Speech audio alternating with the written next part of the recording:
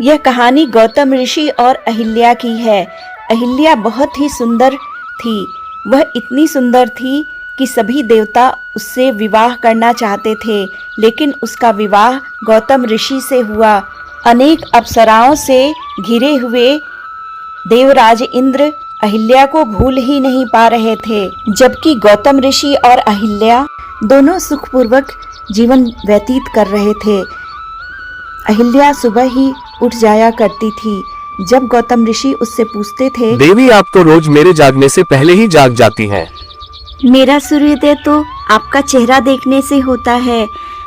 आपका चेहरा देख लेती हूँ, मेरा सूर्योदय हो जाता है, मेरी सुबह हो जाती है, इसलिए मैं सूर्योदय से पहले आपको देखती हूँ। मैं बहुत भाग्यवान हूँ। इस समस्त क्षेत्र में ना तो आपके समान कोई सुंदर नारी है और ना ही आप जैसी कोई पतिव्रता स्त्री। इस तरह अहिल्या और गौतम ऋषि का जीवन बहुत सुखपूर्वक व्यतीत हो रहा था, लेकिन इधर इंद्र के मन में अहिल्या को लेकर दबी भावनाएं बार बार उन्हें परेशान कर रही थीं। वह बहुत ही बेचैन रहते थे। उन्हें लगता था कि उनके पास जो भी अप्सराएं हैं उससे ज्यादा सुंदर तो अहिल्या है। अहिल्या को लेकर इंद्र के मन में इतनी लालसा जागी कि वह चंद्र देवता के साथ मिलकर एक षड्यंत्र रचते हैं। पहले तो चंद्र देवता उनके इस षड्यंत्र में शामिल नहीं होना चाहते थे, लेकिन वह अहिल्या को दिखाते हुए कहते हैं कि देखो कितनी सुंदर स्त्री है, मुझे इसे पाना ही पाना है। तब चंद्रमा कहते हैं कि आप इन्हें प्राप्त नहीं कर सकते, क्योंकि यह एक पतिव्रता स्त्री है और पतिव्रता स्त्री को हासिल करना दुनिया का सबसे मुश्किल काम है।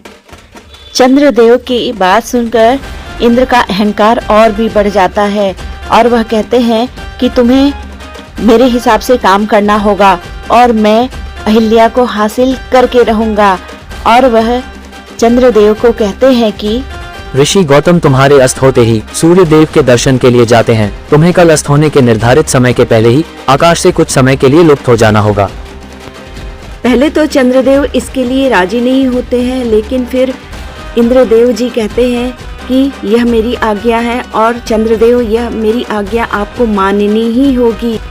चंद्रदेव विवश थे, इसलिए वह इंद्रदेव की बात को मानते हुए जल्दी ही बादलों में छिप जाते हैं। जब गौतम ऋषि यह देखते हैं चंद्र अस्त हो गया है तो वह उठकर बाहर जाने लगते हैं।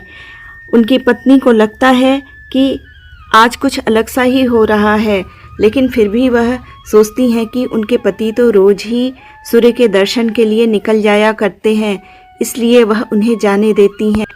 जबकि उन्हें यह अंदेशा हो रहा था कि आज की रात तो बहुत छोटी थी, लेकिन वह कर भी क्या सकती थी, उनके पति चले जाते हैं।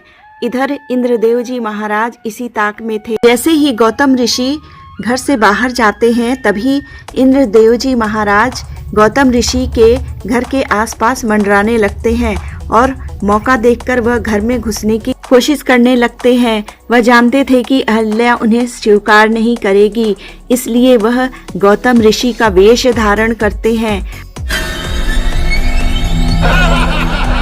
और फिर वह आश्रम में प्रवेश करते हैं। जब अहिल्या उन्हें देखती है तो कहती है, क्या बात है स्वामी, आज आप बहुत जल्दी आ गए, मुझे तो कुछ समझ में नहीं आ रहा है। गौतम ऋषि कहते हैं कि ऐसे ही मुझे तुम्हारी याद आ रही थी और मैं तुम्हारे साथ समय बिताना चाहता हूँ, इसलिए मैं आ गया।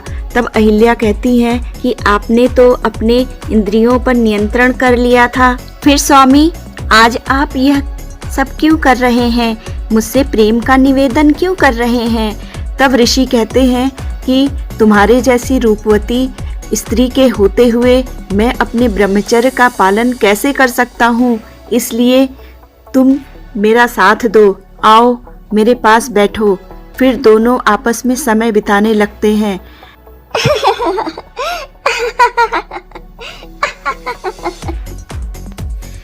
इधर गौतम मुनि का वेश धारण करके देवराज इंद्र प्रेमालाप कर रहे थे और इधर चंद्रदेव को आत्मग्लानि घेरे जा रही थी। वह सोचते हैं अरे मैं इंद्र की अवहेलना नहीं कर सकता था, लेकिन उनके पाप कर्म में इससे ज्यादा उनका साथ मैं नहीं दे सकता। मुझे अब बादलों से निकल जाना चाहिए। चलता हूँ, बहुत देर हो गई है, निकल जाता हूँ।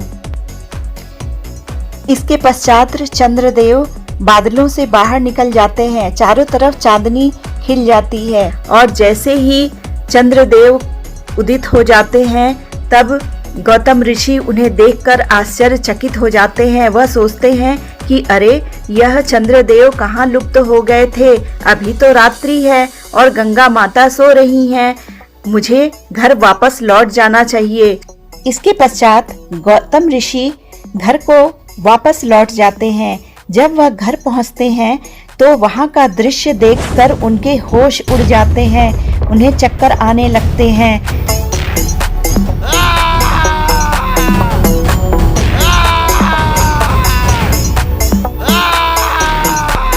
हे प्रभु, यह मैं क्या देख रही हूँ? दो पति, यह मेरे साथ क्या हो रहा है? हे प्रभु। दुष्ट कौन है तू? अपना वास्तविक रूप दिखा मुझे।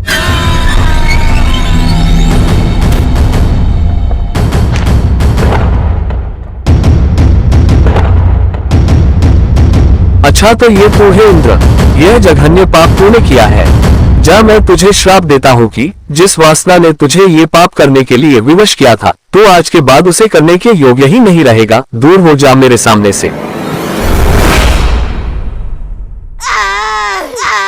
स्वामी, मेरी कोई गलती नहीं है स्वामी। वह आपका रूप धरकर आया था, इस कारण मैंने सोचा कि वह तो आप ही हैं। मेरी कोई गलती नहीं है स्वामी। नहीं, तूने इंद्र के जघन्य पाप में उसका सहयोग किया है, वह मैं नहीं था। अब तो तू ये जान चुकी है। मैंने आपकी सेवा की है, मुझे क्षमा कर दीजिए। तुम्हारी सारी सेवा पर पानी फिर चुका है। नहीं स्वामी, मेरी तरफ ऐसी नजरों से मत देखिए स्वामी, मुझे क्षमा कर दीजिए स्वामी, क्षमा कर दीजिए। क्षमा? जो क्षमा नहीं कर सकता, तेरा शरीर अपवित्र हो चुका है, तेरी आत्मा अपवित्र हो चुकी है। जा, मैं तुझे श्राप देता हूँ, इसी क्षण तू पत्थर बन जा। और ऋषि के श्राप के कारण देखते ही देखते अहिल्या पत्थर के रूप में बदल गई। बाद में गौतम ऋषि ने अपनी पत्नी अहिल्या से कहा कि तुम्हें इसी तरह से प्रायश्चित करना होगा, और जब भगवान विष्णु के मानव रूप श्री राम यहाँ आएंगे और इस शिला पर अपने पवित्र चरण रखेंगे, तब तुम्हारा उद्धार होगा। और ऐसा ही हुआ। और जब रामायण काल में राम और लक्ष्मण वन विहार करते समय गौतम ऋषि के आश्रम के समीप पहुंचे, तब श्री राम जी के चरण लगते ही पत्थर की बनी अहिल्या फिर से अपने स्वरूप में आ गई। इस प्रकार अहिल्या को नया जीवन दान मिला।